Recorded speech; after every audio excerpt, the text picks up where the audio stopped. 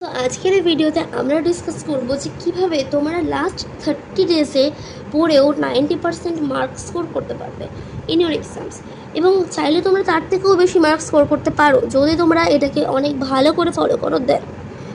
তো আমাদেরকে যে প্রবলেমগুলো ফেস করতে হয়, তো সেই প্রবলেমগুলো ফার্স্টে দেখে নিই।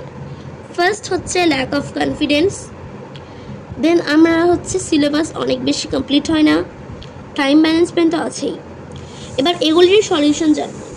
ফার্স্ট হচ্ছে তোমাদেরকে প্রমিস করতে হবে যে কনসিস্টেন্সি রাখবে নিজের মধ্যে, কনসিস্টেন্ট থাকবে।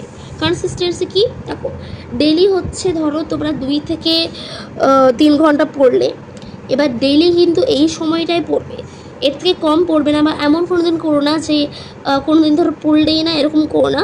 অ্যাটলিস্ট 2 ঘন্টা পড়বেই, অ্যান্ড দেন 3 ঘন্টা পড়তে পারলে অনেক বেটার। অ্যান্ড এইটাকেই বলা হচ্ছে কনসেন্ট্রেশন, মানে এই কনসেন্ট্রেন্সিটাকে নিয়েই তোমাদেরকে রোজ পড়তে হবে, তাহলেই কিন্তু এক্সামে ভালো স্কোর করা যাবে। অ্যান্ড যদি না করো দেন করা যাবে না। এবার আমরা আসি হচ্ছে রিভার্স পড়াই করো, মানে কি আমাদেরকে, আমি একটা চ্যাপ্টার নিলাম হিউম্যান রিসোর্সেস, ঠিক আছে। এই চ্যাপ্টারটা এবার আমরা যাবো কোথায়, এনসিইআরটি যাবো। এনসিইআরটিতে যাওয়ার পর আমরা হচ্ছে সলভ করব, অ্যান্ড সলভ করার পর আমরা দেখবো যে কোথায় আমরা স্টাক করছি, কোথায় আটকে যাচ্ছি যে কোয়েশ্চেনটাতে, এবং সেই কোয়েশ্চেনটা যে টপিকটা, তো সেই টপিকটা হচ্ছে তুমি গেলে দেখলে কোন টপিকটা, অ্যান্ড দেন ওটাকে হচ্ছে ইউটিউবে গেলে দেন ওয়ান শট লেকচার দেখে নিলে, যেগুলো মানে রিভিশন লেকচার হয় 15 মিনিট বা 10 মিনিটের যেগুলো হয়, ওগুলোকে দেখে নিলে তাহলে এনাফ, ঠিক আছে। অ্যান্ড দেন আমরা যাব হচ্ছে ডিস্ট্রাকশন সে দূর রহো। ডিস্ট্রাকশন সে দূর রহো মানে কি, আমরা হচ্ছে পড়ার সময় দেখি যে পাশে মোবাইল আছে, মানে আমরা 101% ডিস্ট্রাক্টেড হয়ে যাব।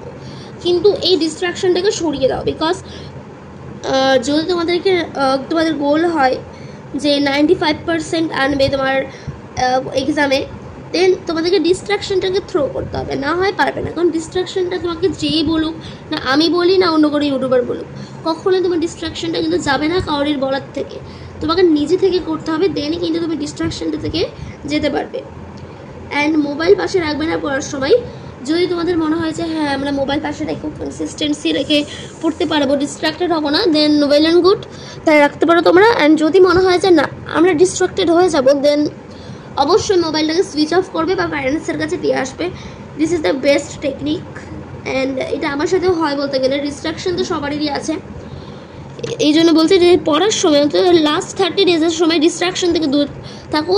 তারপরে এক্সাম হওয়ার পর যত ডিস্ট্রাকশন নিও আমি কিছু বলবো না, বাট এক্সামের সময় একটু সিরিয়াস হও।